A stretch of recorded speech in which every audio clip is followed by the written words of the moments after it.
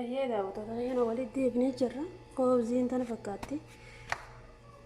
Akkattiin godhee ilaalu kunooti ajiinaa reefu tana ajinee akkasittiin godhee jechuudha. Qooshaan nuu jiifamee ibidda irratti muka mulawwaatiin lawwa'eetiin akkasitti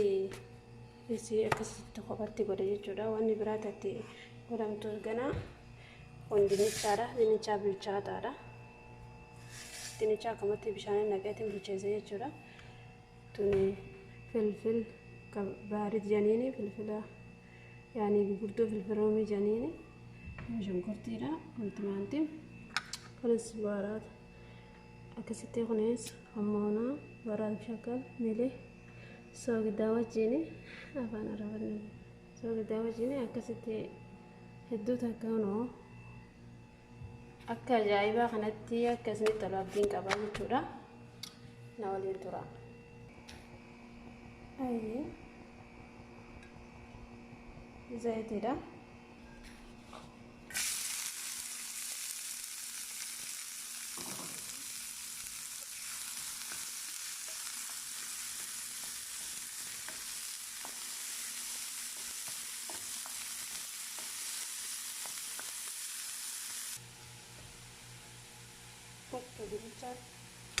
Dinnichaa akkanatti godhan tolfanii jechuudha.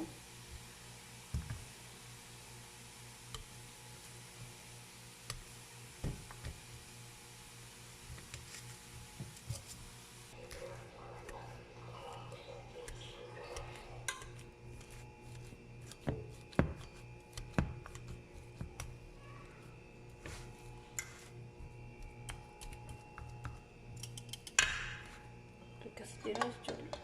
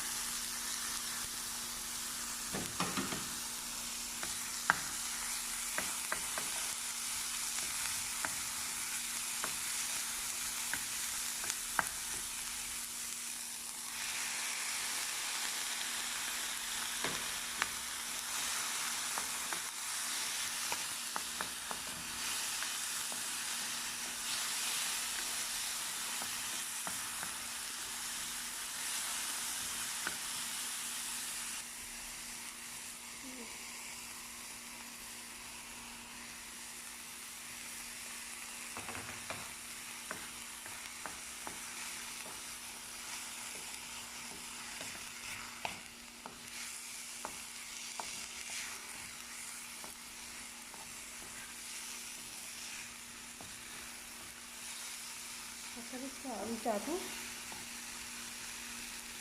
yeroo bilchaate booddeen dinnichaa akkasitti irratti kennaqa akkamitti bal'ataa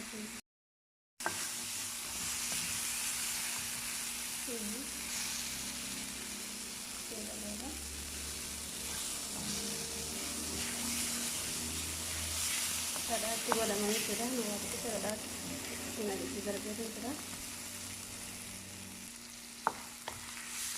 Kita salsati boleh tunjuk.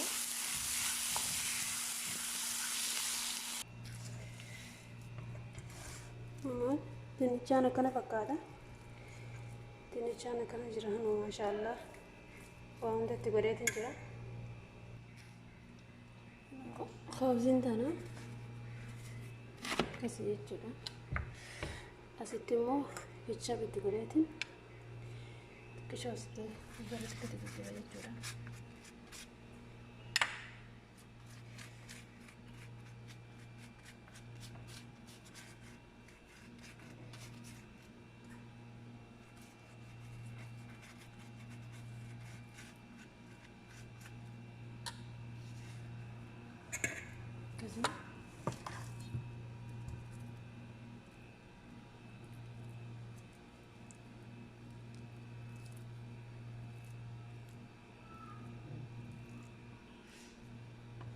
Fallaan tokkotti naqanii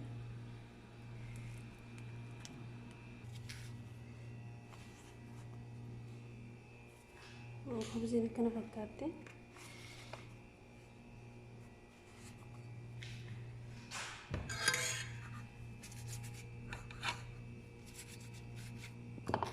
Maashaallah nu akkana fakkaata. amma ibidda irrattiin akkanatti gara gaggalchee ibidda irratti tabbaasaa jechuudha. Hayyee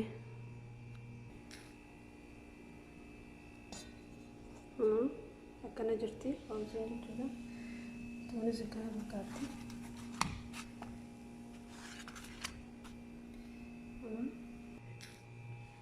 Akkana fakkaata. Daawwattoota yoon akkasittiin hoobsii godheetiin jira jechuudha. Maashaallah tabaarakallaa. Kunuuti dinnichaadhaa fi fuduraa wal keessa cireetumaan akkasii hedduu bareedaadhaan isiniin jaa. Faxara ganamaatiif illee hiraatuuf illee waa hedduudhaaf bareedaadha. Haaluma basiirratti godhattanii nyaatanii isiniin jaa. Hanga viidiyoo biraatti walitti deebinutti toltii gaariin isiniin jaa. Akkasii hordoftoota baay'een isin jaalladhan isiniin jaa.